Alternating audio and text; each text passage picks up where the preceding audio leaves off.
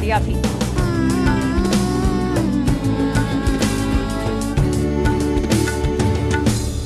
और स्वागत है हमारे बीच में आज मौजूद हैं गुजरात की मुख्यमंत्री और गुजरात की आयरन लेडी। आज हमारे साथ जो बेटियां यहां पर पहुंची हैं, उन्होंने ये साबित किया है कि जो लोग बेटों की खातिर बेटियों के लिए संसाधन मुहैया नहीं कराते हैं, वो बिल्कुल गलत सोचते हैं। ये सब बेटियां जो आज हमारे साथ हैं यहाँ पर, वो सब एक मिसाल हैं, अलग अलग क्षेत्र में एक प्रतीक हैं, जिद हैं और जज्बे से निकले संघर्ष की एक कहानी है। और ये कहानी जन जन तक पहुंचे, ये हमारी कोशिश है, यही लक्ष्य है, ताकि बेटियों को समाज में उनकी पूरी जगह मिल सके, सम्मान मिल सके।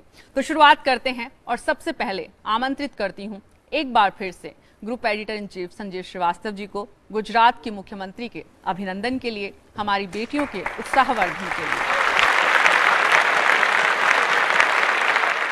मैं स्वागत करना चाहता हूं गुजरात की मुख्यमंत्री आनंदीबेन पटेल का। एक बार तालियों से उनका स्वागत हो। गुजरात के संदर्भ में वैसे तो जो खासकर उत्तर और पश्चिमी भारत के राज्य हैं, उसमें गुजरात को हमेशा से एक आधुनिक कर्मठ राज्य की तरह देखा गया है, जिसके बारे में हमेशा से माना गया है कि अगर हम यूपी, बिहार, राजस्थान, मध्य प्रदेश इन राज्यों से तुलना करें तो गुजरात में लड़कियों की स्थिति और उनकी जगह थोड़ी सी ज़्यादा सुनिश्चित है, ज़्यादा सुदृढ़ है। नरेंद्र मोदी जहां तीसरी बार मुख्यमंत्री बने थे, उसके बाद आनंदीबेन पटेल का चयन हुआ, तो किस किस्म की शख्सियत होगी, किस किस्म का इनका संघर्ष होगा, कैसी इनकी काबिलियत होगी और कैसे, जैसे मीना ने कहा, कि किस किस्म की दृढ़ इच्छा शक्ति होगी, उसका अंदाजा हम लगा सकते हैं। सो एक बार और जबरदस्त तालियां। टॉयलेट्स की जो मुहिम की बात हम सुनते हैं, उस मुहिम की भी कहीं ना कहीं नींव जो रखने वाली महिलाओं में से जो एकमात्र जना है जिसने ये शुरुआत करी थी कि महिलाओं के लिए शौचालय हों, उनको वो गरिमा और उनको वो सुरक्षा और उनको वो सम्मान प्रदान किया जाए कि उनके पास शौचालय हो अपने घर में, उसकी शुरुआत भी आनंदीबेन पटेल ने करी थी। तो जबरदस्त लोकप्रिय नायिका, लंबा सोच रखने की, एक प्रोग्रेसिव सोच रखने वाली नेता, आप हमारे बीच में आई हैं। आपका बहुत बहुत आभार और स्वागत करता हूं। इसी के साथ इस कार्यक्रम की हम इस सेगमेंट की शुरुआत करते हैं और ये मंच से जाऊं उससे पहले ये कार्यक्रम अब के बरस मोहे बिटियाई दीजो, इसकी किस तरह से कल्पना की गई, ये क्यों बनाया जा रहा है, why have we made this show, उसकी एक झलक आप देखिए। जन्म मोहे बिटिया न कीजो, अगले जन्म। जाहिर है ये बोल लिखते वक्त गीतकार जावेद अख्तर के मन को उन बेटियों की आप बीती की 30 साल रही होगी, जिनकी आशाओं और अभिलाषाओं को तेजाब मिला। तेजाब से भी घातक भेदभाव की दीवारें मिली, तो परंपराओं के नाम पर बेतुकी बंदिशें। लेकिन आधी आबादी के साथ हुए सलूक का ये एक छोटा पहलू है। इससे बड़ा और अहम पहलू ये है कि बहुत सी बेटियों ने अपने फौलादी इरादों से तेजाब, भेदभाव और बंदिशों को तोड़ते हुए कामयाबी की बुलंदियां हासिल की है। बेटियों की इन्हीं कहानियों को सामने लाना इस शो की बुनियाद है। हम चाहते हैं संघर्ष से सफलता की इस रोमांचक यात्रा पर आप भी हमारे साथ चलें। समाज के उन छोटे छोटे सितारों से मिलें जो कभी हंसने, कभी सोचने और कभी अपने अंदर झांकने को मजबूर कर रहे हैं। विपरीत हालात से निकलकर शिखर पर पहुंचने वाली बेटियों की आप बीती कहानियां हमसे पूछ रही हैं कि घर, परिवार और समाज उनके आने पर थालियां क्यों नहीं बजाते, उनकी परवरिश के वक्त हाथ क्यों खींच लेते हैं, उनकी कामयाबियों को तराजू में रखकर क्यों तोलते हैं। और हाँ, डेमोग्राफिक डिविडेंड की बात करते करते भी आधी आबादी को क्यों भूल जाते हैं। ये कार्यक्रम यही याद दिलाने की कोशिश है कि बेटियों की सफलता को आशंका से देखने वालों का नजरिया बदले तो बेटियों को कम आंकने की सोच से छुटकारा मिलेगा। बेटियों को तोलते रहने की आदत बदले तो विकसित समाज का सपना सच होगा। इसलिए सिर्फ बेटियां ही नहीं, बेटे भी, सिर्फ महिलाएं ही नहीं, पुरुष भी इस कार्यक्रम को देखें और शान से कहें, अगले जन्म नहीं, इसी जन्म, अगली बार नहीं, अब के बरस मोहे बिटिया ही दीजो। नमस्कार, स्वागत है आपका बेटियों को समर्पित हमारी खास पेशकश में। मैं हूं आपके साथ मीना शर्मा। बेटियों की ये गौरव गाथा नीति निर्धारण में मददगार हो, लिहाजा महिला एवं बाल विकास मंत्रालय का साथ अहम है। तो हमारी बेटियों की ये यश गाथा दूर दराज तक पहुंचे, इसलिए ईटीवी के आभारी हैं। मैं इस चैनल के इस प्लेटफार्म को आपके डिस्पोजल पर रखता हूं और चाहूँगा कि अब आज से हर आंगनवाड़ी केंद्र मेरा टीआरपी सेंटर होगा और आंगनवाड़ी केंद्र को पोषाहार सेंटर की इमेज से तोड़ के हटा के आगे ले जाना चाहती हैं।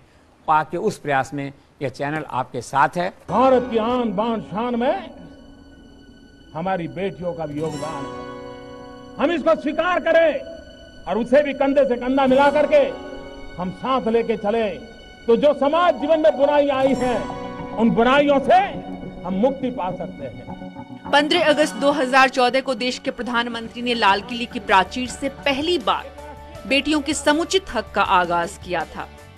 आज 1 साल बाद हम उस सफर को आगे बढ़ा रहे हैं। बेटे की आश में बेटियों को बलि मत चढ़ाइए। तो आप सब ने देखा कि आखिर हमने ये शो क्यों बनाया है और इस क्यों का जवाब बनकर बैठी हैं हमारी बेटियां। इन्हीं बेटियों के बीच से निकली एक ऐसी बेटी है जो परंपरागत परिवार में पली बढ़ी, शादी के बाद पढ़ाई लिखाई की, समाज का कर्ज चुकाने का मौका आया तो सड़कों पर उतरी और लोगों ने नाम दिया आयरन लेडी। आनंदीबेन मफतभाई पटेल ईश्वरना नामे सोगंद लઉં છું કે હું ગુજરાત રાજ્યના મુખ્યમંત્રી તરીકે 125 करोड़ की आबादी का मुल्क और जिंदगी की आपाधापी के बीच अपने वजूद को तलाशते कुछ चेहरे। इन्हीं चेहरों में से एक बेहद सरल और शांत आनंदीबेन पटेल, गुजरात की पहली महिला मुख्यमंत्री, राजनीति के क्षितिज पर उभरती एक नई तस्वीर।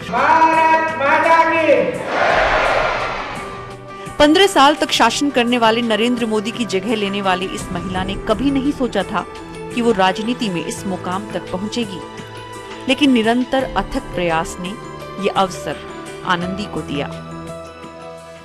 गुजरात के मेहसाणा जिले के खरोड़ गांव में 10 भाई बहनों में छठी बेटी आनंदी ने गांधीवादी पिता का नाम रोशन ही नहीं किया, बल्कि गुजरात की महिलाओं का चेहरा बनी। लेकिन ये सब कुछ मुमकिन हुआ तो इसलिए क्योंकि बचपन से ही पढ़ने लिखने वाली आनंदी ने शादी के बाद बीएड की पढ़ाई पूरी की, बच्चों की परवरिश के साथ एमएड की और फिर 70 के दशक में बतौर शिक्षक पढ़ाने लिखाने का सिलसिला शुरू हुआ।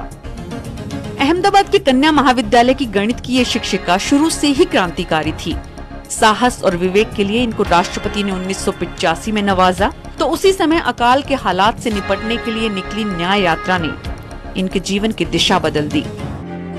दरअसल 80 के दशक में आनंदीबेन के पति मफतलाल पटेल का गुजरात बीजेपी नेताओं के साथ उठना बैठना था। नरेंद्र दामोदर दास मोदी और शंकर सिंह वाघेला उनके करीबी दोस्त थे। मोदी ने ही उस वक्त सबसे पहले आनंदी की प्रतिभा को पहचाना और बीजेपी से जुड़ने का आग्रह किया। पार्टी में महिला अनुपात बढ़ाने के लिए ये उस वक्त की जरूरत थी और आनंदी को मिली इस जिम्मेदारी के साथ ही उन्हें मफत भाई से ज्यादा तरजीह मिलने लगी। लेकिन पुरुषवादी सोच को ये स्वीकार्य नहीं हुआ, लिहाजा विरोध के सुर उठे। यहाँ तक कि उनके चढ़ते सूरज की धूप में उनके जीवन साथी को भी बेचैनी हुई। लेकिन आनंदी ने अपने विवेक और समझदारी से उस बेचैनी को कड़वाहट में नहीं बदलने दिया। वो निरंतर अपना काम करती रही। नतीजा 1987 में गुजरात प्रदेश महिला मोर्चे की पहली अध्यक्ष बनने के साथ ही सार्वजनिक जीवन की शुरुआत हुई। नरेंद्र मोदी ने अपने उत्तराधिकारी के रूप में उन पर सबसे ज्यादा भरोसा किया है, तो उसकी वजह उनकी प्रशासनिक दक्षता है। एक तरफ कुशल शासक है तो दूसरी तरफ दोनों बच्चों और पति के प्रति पूर्ण जवाबदेह है। बेहद अनुशासित जीवन के बीच आनंदी की सबसे बड़ी उपलब्धि है तो वो ये कि सत्ता का नशा उनकी सादगी पर चढ़ नहीं पाया। और गुजरात की पहली मुख्यमंत्री से हम समझें कि कैसे उन्होंने ये सफर पूरा किया है, उससे पहले आपको दिखाते हैं कि उनके जीवन में जुड़े हुए जो लोग हैं जो दूसरे पहलू हैं वो उनके बारे में क्या सोचते हैं, जो शायद इन्हें भी देखकर बहुत अच्छा लगेगा। मम्मी जी ने कभी भी मेरी सिस्टर में और मेरी वाइफ में कभी फर्क नहीं महसूस हुआ। दोनों में कभी ऐसा नहीं लगा कि वो एक बहू के साथ बात कर रही है और बेटी के साथ बात कर रही है, और कभी ऐसे फर्क महसूस नहीं किया। रोटला बहुत अच्छा बनाती है वो, हाथ से अपने हाथ से ऐसे बोलते गुजराती में कि हाथ में रोटला बनाते, ऐसे टीप पे रोटला नहीं बनाती है। तो वो बहुत लोगों को नहीं आता है, जैसे मेरी मम्मी भी नहीं बना सकती है, सिर्फ वही बना सकती है हमारे घर में। मम्मी की स्कूल में पढ़ी हूँ और वो मेरी क्लास टीचर रही थी। एंड हमारी स्कूल में 2 स्टेयर्स थे एंड हम लोग, मम्मी इतनी स्ट्रिक्ट थी कि हम लोग ऊपर से देखते थे कि मॉम कौन से स्टेयर से आ रहे हैं तो हम दूसरे स्टेयर से जाते थे। बट मैं इतना बोलूंगी कि घर पे मुझे मम्मी चीकू बोलती है एंड स्कूल में मुझे अनार। गुजरात की मुख्यमंत्री आनंदीबेन पटेल और अनार की मां, दोनों ने ये फर्क को कैसे मेंटेन किया? पहले तो पूरे देश भर से आई हुई सभी महिलाओं को मैं नमस्कार करती हूँ और धन्यवाद देती हूँ। मेरे लिए इतने बड़े सिटी में आना, फिल्म सिटी में आना पहली बार हुआ है। मेरी बेटी है वो अनार, वो सोशल वर्क करती हैं और शुरू से करती थी। मैं जो मेमनगर एक बड़ा स्थान है, पहले तो छोटा था आज बड़ा हो गया है। मेमनगर एक छोटा सा गांव था और इसमें 1000-1200 की आबादी थी, सब गरीब परिवार के लोग बसते थे। तो वो छोटी थी, इसीलिए हमारे घर में जो कामकाज करने वाली कोई महिला आती थी उसके सब बच्चे भी वहाँ आते थे घर में, तो सभी बच्चों के साथ वो खेलती थी और वो ही बच्चों के साथ वो गांव में भी चली जाती थी। बच्चों को जब हम प्यार करते हैं तो ऐसा नहीं होना चाहिए कि सिर्फ उसको अच्छा खिलाओ, अच्छा उसको कपड़े वगैरह दे दो, फिल्म देखने के लिए उसको भेज दो, लेकिन उसको संस्कार देने की भी आवश्यकता होती है। और मैंने मेरे बच्चों को सिखाया है। ये जो मेरा बेटा था वो भी अच्छा हलवा बना सकता है, अच्छी हम सुखड़ी जिसको बोलते हैं वो सुखड़ी अच्छी बना सकता है। और जब मैं लेट हो जाती थी स्कूल में से वहाँ जाने के लिए, घर पर पहुँचने में लेट हो जाती थी, तब वो दोनों भाई बहन छोटे थे, वो समझते थे कि मम्मी देर से आएगी, तो वो खिचड़ी सब्जी बनाकर रखते थे। आनंद जी, आपने घर के परिवेश में भेदभाव नहीं किया, लेकिन राज्य की मुखिया की कुर्सी पर पहुंचने के बाद उन परिवारों में, राज्य के हर जिले में ये भेदभाव न हो, इसके लिए आपके जो प्रयास थे, क्या वो प्रयास सफल हुए, आप मानती हैं? सफल हुए ऐसा तो 100% तो सफल नहीं होता है, लेकिन जब हम शुरू करते हैं तब इसकी इम्पैक्ट आम समाज पर होती है।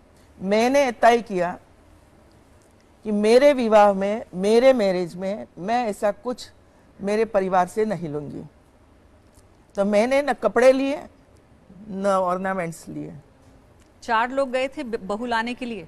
बहू लाने के लिए सिर्फ 5 लोग गए थे और 5 में ड्राइवर था एक, वो मिलाकर 5 थे हम लोग। बेटी का विवाह भी वैसे ही किया, उसका सास ससुर भी मैरिज में नहीं आए थे, सिर्फ 4 लोग आए थे, 5 लोग आए थे और कोई खर्चा नहीं किया। उसका जो पैसे बचे वो पैसे मैंने मेरे बेटे का जो बिजनेस था इसमें मैंने दे दिया कि आप बिजनेस करिए, आगे बढ़िए। हम लोगों ने तय किया कि सामूहिक विवाह होना चाहिए समाज में। 30 साल पहले से मैंने ये काम शुरू करवाया और आज गुजरात में सभी कम्युनिटी सामूहिक मैरिज का आयोजन करती है। तो ऐसे कई आयोजन मैंने मेरे समय पे किया है और उसका इम्पैक्ट है आज।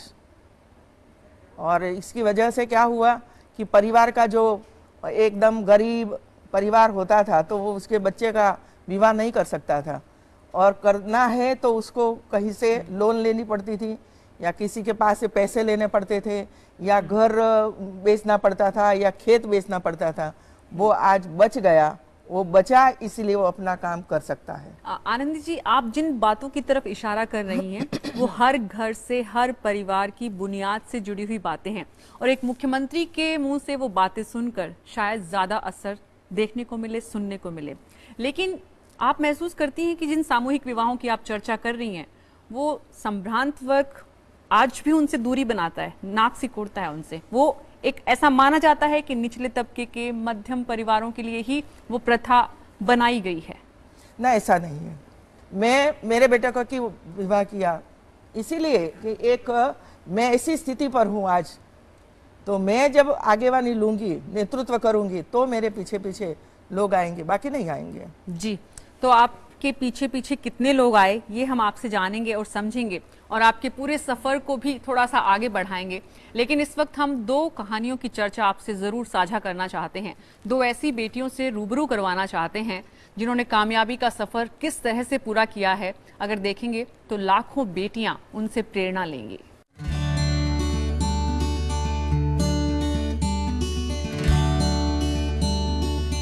ईरा सिंघल, देश के ज्यादातर लोग इस नाम और चेहरे को पहचानते हैं। पिछले कई दिनों से टीवी के बड़े एडिटर्स के साथ दिखने वाली, अखबारों में बड़ी जगह बनाने वाली, पहली बार लोगों ने जाना कि भारतीय प्रशासनिक सेवा में पहली जगह हासिल करने वाली ये बेटी विशेष रूप से सक्षम लोगों की श्रेणी में आती है। लेकिन कुदरत के कहर को ठेंगा दिखाने वाली इस बेटी ने 4 बार देश की सबसे प्रतिष्ठित सेवा में सफलता हासिल की है। डिपार्टमेंट ऑफ पर्सनल ने भी पहले के बर्ताव पर खेद जताया, तो महिला एवं बाल विकास मंत्री ने इस बेटी का हौसला बढ़ाया। बचपन में ऐसा भी हुआ कि उसकी शारीरिक परेशानी के कारण कुछ स्कूल ने एडमिशन देने से इनकार कर दिया। लेकिन जब 4 बार बेटी सिविल सर्विसेज में सफल हुई तो माता पिता को 31 साल की तपस्या का फल मिला। 2010 में पहली बार IRS बनने के बाद जब शारीरिक कमी बताकर इनकम टैक्स विभाग ने ज्वाइनिंग नहीं दी तो इस बेटी ने कैट का दरवाजा खटखटाया और 2 साल बाद आखिरकार केस ईरा के हक में आया। लेकिन केस लड़ते हुए भी वे बार बार परीक्षा देती रही और उसी आत्मविश्वास का नतीजा है कि 6 बार इस इम्तिहान में बैठी और आखिरकार देश की सबसे इंटेलिजेंट बेटी बनी। ये देश का स्वाभिमान है, हमें इन पर अभिमान है।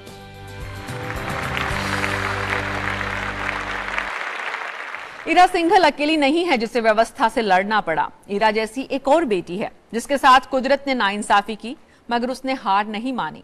भले ही समाज कुछ भी कहता रहा, वो सफलता की सीढ़ियां लगातार चढ़ती रही और तमाम शारीरिक कमजोरियों को धता बताती रही।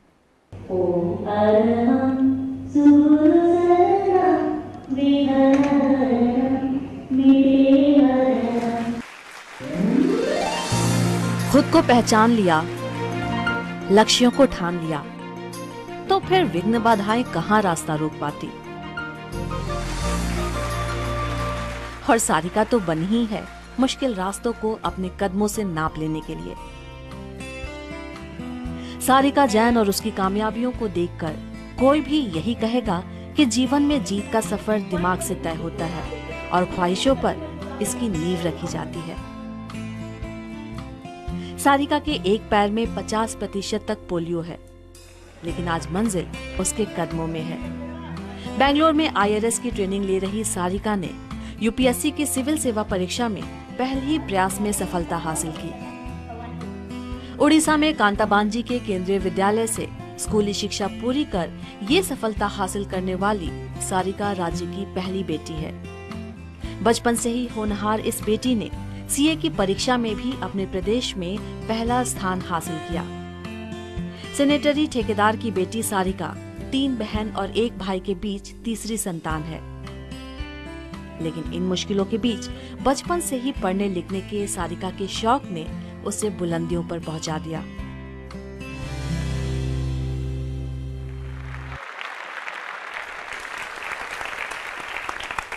देश की सबसे प्रतिष्ठित सेवा माने जाने वाली IAS की परीक्षा में सफल होने वाली ये दोनों बेटियां आज हमारे साथ स्टूडियो में हैं, सारिका और ईरा। स्वागत है आपका।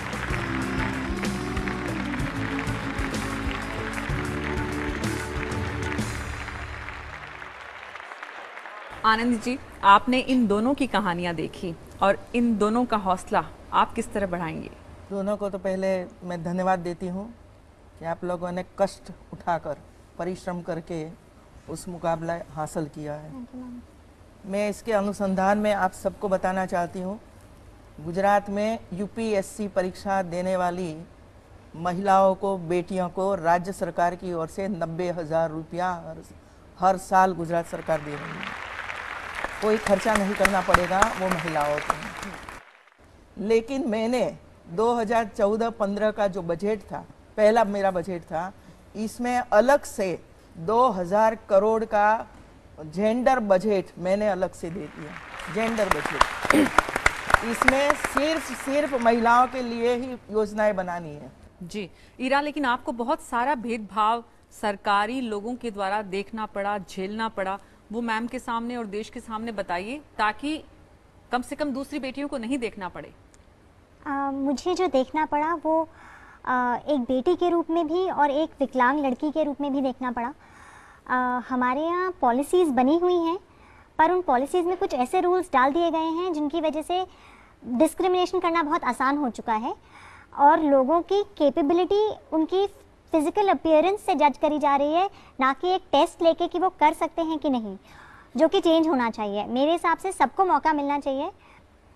सारिका, बेहतर भविष्य बनाने की कोशिशों में अब आपका साथ है, आप लोग पॉलिसी डिसाइड करने वाले लोगों के साथ बैठ रहे हैं। आप ईरा जैसी और अपने जैसी दूसरी बेटियों के लिए पॉलिसी में क्या बदलाव आए, उसके लिए क्या कोशिशें करेंगी? और क्योंकि मुख्यमंत्री हमारे साथ हैं, राजनेताओं का साथ उसमें, मंत्रियों का साथ उसमें कितना अहम आप समझती हैं, हालांकि आप अभी ट्रेनिंग के दौर में हैं?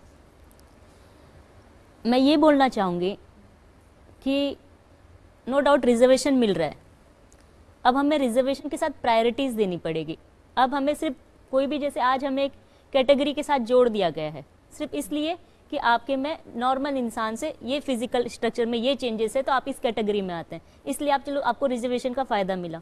तो सिर्फ रिजर्वेशन नहीं चाहिए, अब प्रायोरिटीज़ चाहिए। अगर कहीं पे 10 लोगों को चूज़ करना है तो उसमें आज भी हम नंबर 10 में ही आते हैं, ना कि नंबर 1 में। तो वो लोगों के स्टिग्मा को अभी चेंज करना है, और वो हमेशा नीचे से नहीं आता है, वो हमेशा ऊपर से भी आता है कि ऊपर वाले अगर स्ट्रांग हो, नहीं ये कर सकते हैं, वो जो विजन है, वो जो आउटलुक है, लोगों का सोचने का तरीका, उसको चेंज में करना चाहती हूँ। जो आप करवाना चाहते हो सरकार के पास, वो कराने के लिए मंत्री को या कोई सीएम को, जहाँ से आप आते हो, उनके साथ बैठना चाहिए, मिलना चाहिए जी, और तो वो आपका जो आपका प्रश्न है उसका सॉल्यूशन आ जाएगा। ईरा, आपको साथ इन्हीं लोगों के काम करना है आगे आने वाले दिनों में, बतौर मुख्यमंत्री और बतौर तमाम मंत्रियों के साथ, क्योंकि जिलों में अगर आप हैं तो वहाँ का प्रतिनिधित्व करने वाले लोग ही राजधानी में बैठते हैं। आप कितनी सोचती हैं इस बात को लेकर, आश्वस्त हैं कि जो मुख्यमंत्री यहाँ पे कह रही हैं वो आपको धरातल पर देखने को मिलेगा? मैं तो सर्विस में आ गई हूँ, पर जो बाहर लोग बैठे हैं उनकी जो इच्छाएं हैं, उनकी जो ज़रूरतें हैं, उनको हम सुनकर इम्प्लीमेंट कर पाएंगे। आनंदी जी, यही हम समझना चाह रहे हैं कि जैसे ईरा को कैट जाना पड़ा, सारिका को मुख्यमंत्री से जवाब मांगना पड़ता है, क्या शिखर पर महिलाएं आप जैसी पहुंचती हैं तो पॉलिसीज में बदलाव की दिशा में काम होता है, और मुख्यमंत्रियों को कम से कम सारिका और ईरा को नहीं? पॉलिसी तो है ही, पॉलिसी है, उड़ीसा में भी शायद होगी, हमारे यहाँ भी होगी है, लेकिन पॉलिसी के अनुसार काम चलता रहता है। तो पॉलिसी नहीं है तो वहाँ उड़ीसा के सीएम को पूछना चाहिए, पत्र लिखना चाहिए। ये वाला इशू सेंट्रल स्टेट लेवल का नहीं था मैम, ये सेंट्रल लेवल का जो तो सेंट्रल में है, तो आप हमारे प्रधानमंत्री जी को जाकर मिलो जी सर, इसमें से सॉल्यूशन आएगा। जी मैम जरूर। क्या आनंदी बेन, हम उम्मीद करें कि सारिका के लिए आप प्रधानमंत्री को गुजारिश करेंगी? मुझे दे दो, मैं वहाँ भिजवा दूंगी और चर्चा भी करेंगे। जी मैम जरूर। जी, तो हम उम्मीद करते हैं कि सारिका की बात आप प्रधानमंत्री तक पहले जरूर जो पहुंचाएंगी। मुझे आईएएस का क्या कब बना है एक्ट मुझे पता नहीं है, लेकिन जब आईएएस का एक्ट बना होगा उसी समय महिलाएं पढ़ती नहीं होगी और आगे नहीं आती होगी, इसीलिए वो लोगों ने वो एक्ट बनाया होगा। और आज जब महिलाएं आगे आ रही हैं तो एक्ट में और जो रूल्स बनते हैं वो रूल्स में अमेंडमेंट होना चाहिए, रूल्स में सुधार होना चाहिए। और हम भरोसा करते हैं, न करो तो रूल्स में सुधार कर सकते हो जी कि आईएएस अधिकारी इतने होते हैं तो इसमें इतने % महिलाओं को लेना चाहिए। तो हमारे इस मंच से हम भरोसा करते हैं, विश्वास करते हैं कि आप प्रधानमंत्री तक ये बात पहुंचाएंगी, सारिका की तरफ से और देश की तमाम बेटियों की तरफ से। पहुंचाएंगे, जरूर पहुंचाएंगे जी। सारिका और इरा, बहुत बहुत शुक्रिया यहाँ आने का। आजादी का जश्न मना रहे हैं हम और लगातार ऐसी बेटियों से मिलवा रहे हैं आपको। उन्हीं बेटियों में से एक हैं अर्चना गरोडिया गुप्ता, फिक्की की महिला विंग की प्रेसिडेंट, जो आज हमारे साथ हैं। ये है अर्चना गरोडिया गुप्ता, फिक्की महिला विंग की कमांडर। देश की राजधानी में बैठकर दूर दराज के महिला उद्यमियों की आवाज बुलंद करने वाली ऐसी बेटी, जिसे उच्च शिक्षा दिलाने के लिए परिवार ने समाज के परंपरागत नियमों को तोड़ा, तो खुद अर्चना ने उन नियमों को बदला जो व्यापार के लिए बुजुर्गों ने बनाए थे। काबिल लड़के नहीं मिलने की आशंका हजारों प्रतिभावान मारवाड़ी बेटियों को घर में कैद कर देती है। अर्चना भी उन्हीं में शामिल हो जाती अगर माता पिता ने IIM अहमदाबाद पढ़ने नहीं भेजा होता। अर्चना ने परंपरागत उद्योगों से कुछ अलग करने की ठानी। सिल्वर इमिटेशन ज्वेलरी यानी पश्चिमी और परंपरागत आभूषणों को मिलाकर एक नई दुनिया में कदम रखा। उस दौर में ये अनुमान लगाना मुश्किल था कि मार्केट इस नए उत्पाद पर कितना भरोसा करेगा, लेकिन BBC के मास्टरमाइंड प्रोग्राम की चैंपियंस ऑफ चैंपियन रही अर्चना ने भारतीय जनमानस को समझा। सोने और हीरे के जवाहरात खरीदने की ख्वाहिश रखने वाली लाखों बेटियों को सस्ता विकल्प दिया। ये देश का स्वाभिमान है, हमें इन पर अभिमान है।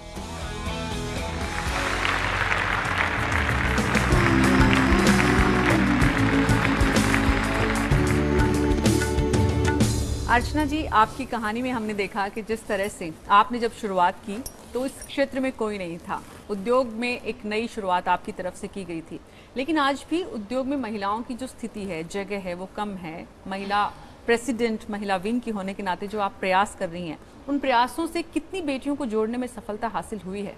ग्रास रूट लेवल पर हम नॉन ट्रेडिशनल जॉब्स की स्किलिंग करवा रहे हैं। अभी इस साल 300 से अधिक औरतें मारुति के सौजन्य से हम कैब ड्राइविंग की ट्रेनिंग करवा रहे हैं, उनकी कैब ड्राइविंग और बस ड्राइविंग की। इसमें हम गुजरात में भी कर रहे हैं। हम एक खास महिलाओं को, एक हम अपने आप को असहाय महसूस करते हैं सुरक्षा के मामलों में, तो बड़ी सिक्योरिटी कंपनी से जुड़ के हमने कम से कम 10,000 फ्री ट्रेनिंग्स का प्रॉमिस लिया है बड़ी कंपनियों से, सिक्योरिटी गार्ड्स के लिए, विमेन सिक्योरिटी गार्ड्स के लिए। दूसरा, उद्योग में महिलाएं और आए, उसके लिए हम विमेन इंडस्ट्रियल पार्क्स का काम कर रही हैं। वो हम चाहेंगे कि गुजरात में भी हो। दे दिया फैंटास्टिक, थैंक यू। और इंडस्ट्रियल पार्क सिर्फ महिलाओं के लिए, सिर्फ महिलाओं के अलॉट कर दिया, लैंड अलॉट कर दी वे लोगों को, और अभी वो काम कर रहे हैं वहाँ। अर्चना जी, आपने कहा था कि अगर बेटे को बिजनेस करना होता है तो माता पिता अपना घर बेच देते हैं और कारोबार खड़ा करने के लिए तमाम प्रयास करते हैं, लेकिन बेटी को करना होता है तो कहते हैं तुम थोड़ा इंतजार करो। आनंदी जी, राज्य बेटियों को उद्योग में आगे बढ़ाने के लिए ऐसा क्या करे जिससे कि ये जो फर्क है ये मिट सके? लड़का हो या लड़की हो, किसी में भेदभाव राज्य सरकार ने नहीं रखा है। हम लोगों ने कहा कि भाई हम लोग 2 स्थान पर आज हाई राइज बिल्डिंग बना रहे हैं GIDC में, और हाई राइज बिल्डिंग में 33% महिलाओं के लिए आरक्षित कर दिया है, और इसमें जो किराया होगा इसमें 50% किराया राज्य सरकार देगी, 50% किराया आपको देना पड़ेगा। दूसरा, यदि आपको खरीदना है, वो शॉप खरीदनी है, दुकान, तो उसका 1 लाख रुपया होगा तो 50% राज्य सरकार देगी, 50% आपको देना पड़ेगा, और 5% से 12% इंटरेस्ट होता है, इसमें 7% राज्य सरकार देगी, 5% आपको देना पड़ेगा। इसमें भी कोई साक्षी नहीं बनेगा बैंक में, तो राज्य सरकार आपको साक्षी बनेगी और आपको लोन दिलवाएगी। देखिए, बैंक तो लोन दे देता है, पर जो 25% आपको देने होते हैं वो खड़ा करने में मुश्किल होती है औरतों को, और औरतों के बैंक्स में रिजेक्शन रेट डबल होते हैं। तो आपने एक जो चीज़ स्टार्ट की है गुजरात में, वो मैं लेके घूम रही हूँ सारे देश में, कि जो औरतों के नाम पे प्रॉपर्टी रजिस्टर होती है उस पे या तो रजिस्ट्रेशन और ट्रांसफ़र चार्जेस हटा देने चाहिए, जिससे कि ज़्यादा से ज़्यादा प्रॉपर्टी ओनरशिप प्रॉपर्टी ओनरशिप रहे। हम गुजरात सब में वो स्टेट कहा- गवर्नमेंट से मांग रहे हैं। आपका डेटा मैंने देखा, भाई आजकल डेटा दे देंगे 20% रजिस्टर मैंने निकलवाया गुजरात का, 20% रजिस्टर हो रहा है लेडीज के नाम पे प्रॉपर्टी, और बाकी देश में एवरेज ओनरशिप 5% है, जो दुनिया में हम एकदम बॉटम पे हैं। तो ये एक चीज़ है कि आई थिंक पूरी कंट्री में ये एक चीज़ होनी चाहिए कि औरतों के नाम पे जो रजिस्ट्री हो उस पे कोई चार्ज ना हो या कम हो, तो हमारी जो एक स्ट्रेंथ आती है ना एक प्रॉपर्टी ओनरशिप से और इनकम से, आपका स्टेटस डिफाइन होता है कई बार।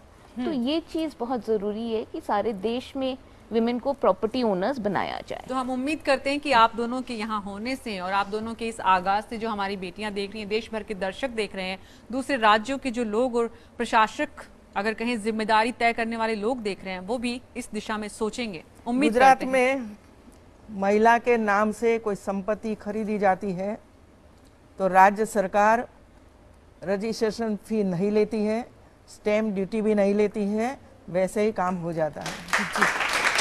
और आज 600 करोड़ से ज़्यादा, मैं वो शब्द नहीं बोलूँगी कि राज्य सरकार को घाटा हुआ है, लेकिन 600 करोड़ रुपया का फायदा महिलाओं को हुआ है, महिलाओं को हुआ है। शुक्रिया अर्चना जी, बहुत बहुत। आइए आपको दिखाते हैं महाराष्ट्र में एक बेटी के संघर्ष की कहानी, जिसकी कोशिशों ने लाखों गरीब महिलाओं का जीवन बदल दिया।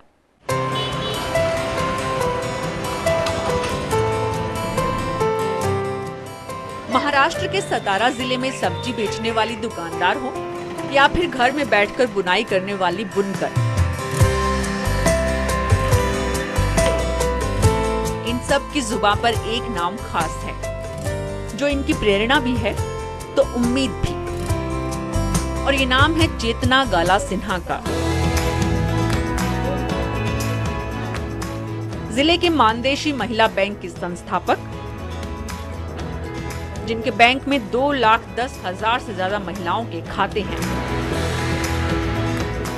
ग्रामीण महिलाओं की छोटी छोटी बचत को सुरक्षित रखने, उन्हें रोजगार मुहैया कराने और व्यक्तिगत एवं सामूहिक ऋण उपलब्ध कराने के लिए शुरू की गई ये योजना सफल करने के लिए जरूरी था रिजर्व बैंक का लाइसेंस, और उसे हासिल करने के लिए चेतना को खासी मशक्कत करनी पड़ी। चेतना की मेहनत सफल हुई और अगस्त 1997 में देश के शीर्ष बैंक ने इनकी संस्था को स्वीकृति दे दी। आज सतारा ही नहीं, महाराष्ट्र के 7 अन्य जिलों सहित झारखंड और जम्मू कश्मीर में भी ये बैंक अपना विस्तार कर रहा है। तो उसकी वजह है चेतना की दूरदर्शिता। ये देश का स्वाभिमान है, हमें इन पर अभिमान है।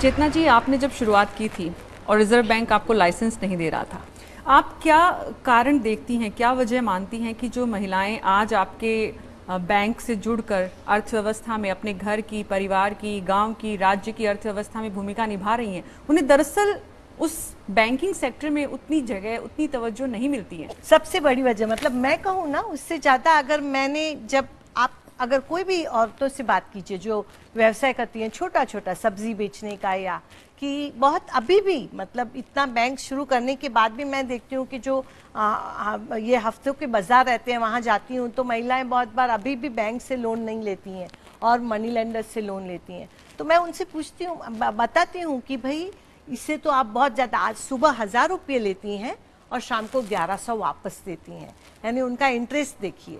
जब महिलाओं से बात होती है कि आप बहुत ज़्यादा इंटरेस्ट दे रही हैं, बहुत ज़्यादा ब्याज दे रही हैं, तब वो कहती हैं हमें पता है, हमें पता नहीं है, ऐसा नहीं है, हमें समझ नहीं है, ऐसी बात नहीं है। पर जब हम मनी लेंडर के पास जाते हैं, साहूकारों के पास जाते हैं और मांग करते हैं, तो वो हमें उसी जगह उसी वक्त कैश देते हैं। अगर हम बैंकों के पास जाते हैं तो वो हमें फॉर्म देते हैं, हज़ारों कागज़ देते हैं, और वो भरने के लिए हमारे पास टाइम नहीं है, हमारे पास समय नहीं है, और अगर हम वो करते रहेंगे तो हमारा रोज़ंदारी का दिन ही चला जाएगा। तो ये जो रवैया है बैंकिंग क्षेत्र में, ये सबसे बड़ा प्रॉब्लम है कि आप सामान्य घर की औरतें हैं जो व्यवसाय खड़ा करना चाहती हैं, वो तो कोई सब्सिडी नहीं मांगती है सरकार से, वो कहती हैं हमारी ज़िंदगी आसान करो, बस इतना ही। वो तो कर्ज भी लेना चाहती हैं और ब्याज के साथ भरना भी चाहती हैं, पर अपॉर्चुनिटीज़, संधि चाहती हैं, और ये जो मेन स्ट्रीम बैंकिंग सेक्टर में आज भी नहीं दिखता है। बेहतर उद्यमी नहीं माना जाता है महिलाओं को, उसकी क्या वजह है आनंदी जी? महिला बैंक में जा नहीं सकती है, फॉर्म भरना पड़ता है, सब कुछ। गुजरात में वो सॉल्यूशन हम लोगों ने निकाला है। गुजरात में भी सेवा करके एक बैंक है, ये वो काम करती है वहाँ। हम लोगों ने सखी मंडल बनाए, हर एक गांव में सखी मंडल बनाए। बड़ा गांव है तो वहाँ 3-4 भी सखी मंडल हैं। 8-10 महिलाएं इकट्ठी होती है, 15-10 रुपया इकट्ठा करती हैं और ये पैसे बैंक में रख देती हैं। राज्य सरकार की ओर से, बैंक की ओर से 5,000 रुपया उसको मिलता है, रिवॉल्विंग फंड के अनुसार मिलता है। और बाद में सरकार उसको ट्रेनिंग देती है। जो आपने कहा ना कि इंटरेस्ट गिनती है, वो हिसाब किताब सब कुछ करती है, वो राज्य सरकार उसको ट्रेनिंग दे देती है।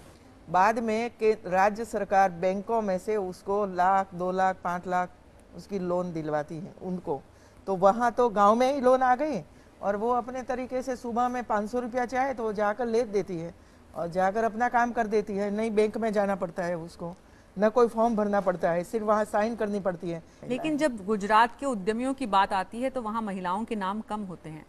पुरुषों 100 साल से काम कर रहे हैं, 100 साल से पुरुष काम कर रहे हैं। तो 100 साल में कितने पुरुष आगे आए और पिछले 5-7 साल में कितनी महिलाएं आगे आई, उसका कंपेयर करो, उसका परसेंटेज निकालो तो जानना मिलेगा कि इसमें महिलाएं आगे हैं। और आने वाले 25 साल में कितनी महिलाएं पुरुषों की लाइन में आ जाएगी, वो हमें गिनती करना चाहिए। तो बुनियाद जो भविष्य की अभी बन रही है वो मजबूत हो रही है। नो डाउट आपने जो काम किया है उससे महाराष्ट्र ही नहीं बल्कि देश भर में, क्योंकि दूसरे राज्यों में भी आपकी बैंक की शाखाएं खुल रही हैं। करते रहो। एक शुरू हुई तो पहले नहीं थी तो हम ऐसा तो नहीं कहेंगे नहीं पहला क्यों नहीं था, लेकिन शुरू किया तो धीरे धीरे करके 100 बैंक खुल जाएगी।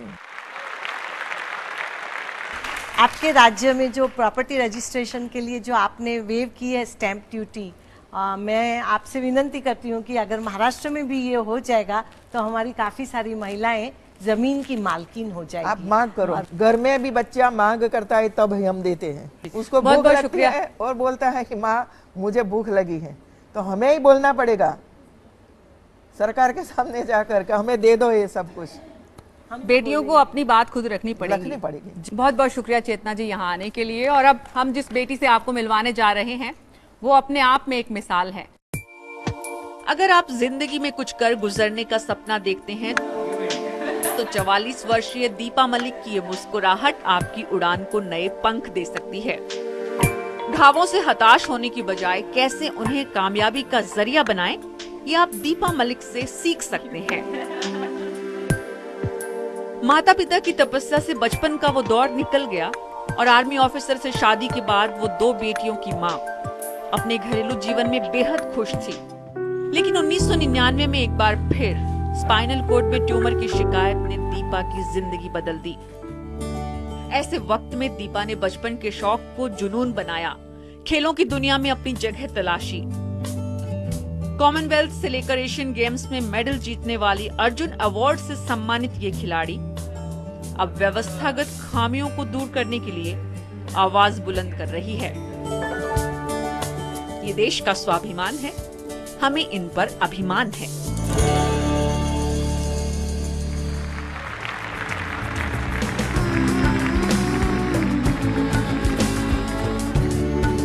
दीपा, बहुत बहुत स्वागत है आपका। देश की बेटियों के लिए आप निश्चित रूप से एक नज़ीर हैं। लेकिन आनंदी जी, ऐसी बेटियां खेलों की दुनिया में आगे और बढ़ें, इसके लिए राज्य की पॉलिसीज़ में किस तरह के बदलाव आएँ, आपने क्या क्या प्रयास किए हैं, उनके बारे में बताइए, ताकि देश की जो बेटियां इस कार्यक्रम को देख रही हैं वो भी समझें कि उन्हें किस तरह से रास्ते तय करने हैं।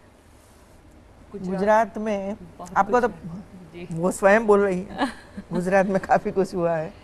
गुजरात में स्पेसिफिकली अलग से भी पॉलिसीज़ हैं फिज़िकली चैलेंज के लिए। लेकिन मैम, मेरा इस मंच से जो मुद्दा मैं उठाना चाहती हूँ, 2 गुजारिश हैं कि हमारे खेलों में एक एबल बॉडी से ज़्यादा खर्चा आता है। अगर एक एबल बॉडी स्कूटर पे बैठ के स्टेडियम पहुंच सकता है तो मेरे जैसे व्यक्ति को 4 पहिए का वाहन ही लगता है, जो कि कॉस्ट इफेक्टिव हो जाता है। मैं अकेले खेलने नहीं जा सकती हूँ, मेरे साथ कम से कम 2 से 3 व्यक्ति चाहिए। अगर मैं भाला फेंक देती हूँ तो कोई ला के देगा, मैं खुद नहीं ला सकती। अगर मैं वेट ट्रेनिंग कर रही हूँ तो 2 व्यक्ति मेरे को पकड़ के बिठाएंगे, लिटाएंगे, फिर तो खर्चा कई मायने में बढ़ जाता है। तो जब भी बजट बैठे अपंग खेलों के लिए तो उसमें हमारे लिए फंड्स ज़्यादा निवृत्त किए जाएं, क्योंकि अभी ये देखा जा रहा है कि जब भी बजट बनता है हमारा बजट काफ़ी कम रखा जाता है। तो एक उस तरफ तवज्जो देने की ज़रूरत है, और दूसरा कॉरपोरेट्स को भी एक डायरेक्शन देने की ज़रूरत है कि हमारे खेलों की तरफ भी फंडिंग की जाए। कोई एक ऐसा इंस्ट्रक्शन गवर्नमेंट की तरफ से जाए, जैसे अभी एक रूल बना है कि स्पोर्ट्स को देना है तो उसमें कैटेगराइज किया जाए कि पैरा स्पोर्ट्स को भी देना है। 2 चीज़ें मैं समझ सकती हूँ उसको, कि स्पोर्ट्स में जो महिलाएं आती है उनको साधन वगैरह तो दिया जाता है, लेकिन जो मेरे सामने जो विषय रखा कि हम बाहर जाते हैं तो 1-2 साथ में परिवार के कोई ना कोई रहता है तो उसके लिए खर्च बराबर है ना, उसके लिए खर्च सरकार की ओर से मिलना चाहिए। जहाँ वो रहती है हॉस्टल में वगैरह तो हॉस्टल में वो इसी प्रकार की सुविधा होनी चाहिए। जो उसके लिए जो ट्रेनिंग सेंटर बनाए, चाहे स्विमिंग हो या तो टेबल टेनिस वगैरह हो, तो उसमें आने जाने के लिए भी कुछ न कुछ सुविधा होनी चाहिए।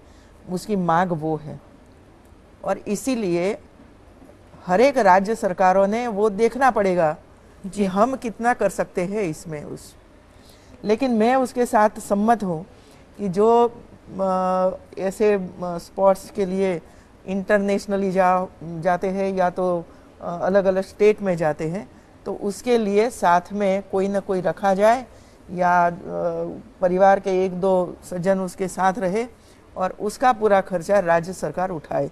इसमें मैं सम्मत हूँ आपके साथ। आप इस क्षेत्र में अच्छा काम कर रही है। गुजरात में स्पोर्ट्स यूनिवर्सिटी हम बना रहे हैं जी, स्पोर्ट्स यूनिवर्सिटी। इसमें विकलांग के लिए क्या क्या सुविधाएं होनी चाहिए जी, वो एक पत्र मुझे लिख कर भेज देना। बिल्कुल जी, नहीं बन रही है, इसमें हम शामिल कर सकते हैं। बिल्कुल। तो अगर मैं ये समझूं आप दोनों की बातों से कि महिला होना तो एक तरफ, दूसरा लाचार इस तरह की शारीरिक परेशानियों को लाचारगी की क्षेत्र में न माना जाए, लाचारगी न कहा जाए। और इसीलिए हम दीपा को यहाँ लेकर आए हैं, क्योंकि दीपा ने कम से कम ये साबित किया है कि ये लाचारगी नहीं है, हौसलों से और अपने लगातार मेहनत से। हरियाणा की महिला एवं बाल विकास मंत्री हमारे साथ हैं, कविता जैन जी, स्वागत है आपका। कविता जी, जिस तरफ दीपा इशारा कर रही हैं, बेटी बचाओ बेटी बढ़ाओ, बड़ा कैंपेन आपने शुरू किया है, उस कैंपेन को इम्प्लीमेंट करने में ये सारी चीजें, ये सारे सवाल, ये सारे बुनियादी जो पहलू हैं, उस तरफ भी आपका ध्यान है? देखिए, जैसा कि दीपा जी ने शुरुआत में ही बिना कुछ जिक्र करे हरियाणा राज्य की खेल नीति का जिक्र किया, तो निसंदेह हमारे हरियाणा की जो हमारी खेल पॉलिसी है वो पूरे हिंदुस्तान में अगर नंबर 1 पे रखी जाए तो गलत नहीं होगा। और निसंदेह उसके अंदर हमारे जो पैरा गेम्स हैं और जो नॉर्मल गेम्स हैं उसमें हर एक कैटेगरी के अंदर, चाहे वो ओलंपिक गेम्स के विनर हो, कॉमनवेल्थ या एशियन गेम्स, यहाँ जो हमारे डिस्ट्रिक्ट लेवल के सभी लेवल के जो हमारे प्रतिभागी हैं, जो विनर्स हैं, उनको अलग से प्रोत्साहन दिया जाता है। और उसके साथ साथ जो अभी हमारी, क्योंकि हरियाणा के अंदर जो हमारी गवर्नमेंट है वो रिसेंटली बनी है, तो हम लोगों ने अपनी जो पॉलिसी को इस तरह से चेंज किया है कि शुरुआती स्तर पर, कि जब बच्चा बनता है, थोड़ा बड़ा होता है, कि जिस तरह से हमारे हरियाणा के युवाओं ने हर खेल में अपने आप को साबित किया है, तो खेल का एक हब, स्पोर्ट्स का हब बन सकता है। तो शुरुआती स्तर पर ही, चाहे वो गांव के अंदर व्यायामशाला, खेलशाला और स्कूल्स एजुकेशन के अंदर स्पोर्ट्स को कंपल्सरी, योगा को जोड़ना और इस तरह के, और हर लेवल पर इनाम देना, करोड़ों रुपए के इनाम हमारे यहाँ ऑर्गेनाइज किया जा रहा है। दीपा, बहुत बहुत शुक्रिया। आनंदी जी, बहुत सारी बेटियां हैं जो आपसे कुछ सवाल करना चाहती हैं। Good afternoon ma'am. एक्चुअली ये कैंपेन जो चल रहा है अब के बरस बिटिया है मोहे बिटिया है दीजो, ये कैंपेन पूरे इंडिया के लिए चल रहा है। हम जो कहते हैं पूरे इंडिया के लिए कर रहे हैं, तो हम सारी बेटियां जो है वो इंडिया से है, तो ये स्टेट में क्यों डिवाइडेड हो जाती है? हम लोग इंडिया को रिप्रेजेंट करते हैं, इंडिया के बाहर जाते तो इंडिया को रिप्रेजेंट करते हैं, तो इंडिया में आने के बाद ये क्यों ऐसा होता है कि आप महाराष्ट्र से हो, आप गुजरात से हो, आप हरियाणा से हो, वाई दिस इज? ऐसा है कि राज्य सरकार एजुकेशन, हेल्थ वगैरह जो है ये सब राज्य सरकार को सौंपा गया है, केंद्र सरकार नहीं करती है इसमें। इसीलिए राज्य सरकार अपने तरीके से सब लोगों को लिए अपने अपने प्रोजेक्ट वगैरह योजना वगैरह बनाती है। मेरा बिजनेस है used oil refining. Mercedes Benz अपनी हर नई गाड़ी में बड़ी प्राउडली वो तेल डाल के दिखाते हैं कि यूज्ड ऑयल से जब आप सेव करते हो लुब्रिकेंट्स को, तो they are proud of it, but we as Indians are not doing it. अभी मेक इन इंडिया का वो है, तो जो मेरा ऑयल है वो मेक इन इंडिया है 100%। यूज्ड ऑयल को रिक्लेम करके लुब्रिकेंट्स बनाना एक ऐसी लाइन है जो कि most difficult. Last 40 years I am the only one. तो मैं चाहूंगी कि केंद्र अपनी पॉलिसीज को इम्प्लीमेंट करे। पॉलिसी बनाने से कोई खास फायदा नहीं होता जब तक वो पॉलिसी इम्प्लीमेंट नहीं होती। आपकी बात सही है बिल्कुल। और अगर आपका सहयोग हो जाएगा तो मैं कहूंगी 40 साल में बीजेपी की सरकार तो नहीं थी। आज बीजेपी की सरकार आई है, पीएम नरेंद्र भाई मोदी बने हैं। आपको मैं रिक्वेस्ट करती हूँ कि उन्होंने जो किया है कि मेरे ईमेल पर आप कुछ भी लिखो, मुझे बताओ कि क्या करने की आवश्यकता है, तो मैं उस पर जरूर सोचूंगा। मैं तो जी इस विषय पे थीसिस लिख सकती हूँ कि कितना एडल्ट्रेशन होता है, कितना स्प्यूरियस ऑयल होता है और कंट्री में कितना मिसयूज होता है। से मिलना इन बेटियों का कैसे हो? जैसे ऐसा नहीं है जी, ऐसा नहीं है। आप जो मानते हो गलत है। यदि आप कोई विषय लेकर जाते हो और बताते हो कि मुझे वो विषय पर आपके साथ चर्चा करनी है, तो कई लोगों को वो बुलाते हैं, समय भी देते हैं। हम उम्मीद करते हैं कि आपकी जो परेशानी है उसका समाधान, क्योंकि केंद्र की सरकार को करना है, तो हाँ। वो भरोसा आनंदीबेन हमें यहाँ दे रही हैं और आपको आने वाले दिनों में प्रधानमंत्री की तरफ से ये समाधान दिखे, नजर आए। बहुत बहुत शुक्रिया आनंदी जी यहाँ आने के लिए। और धन्यवाद।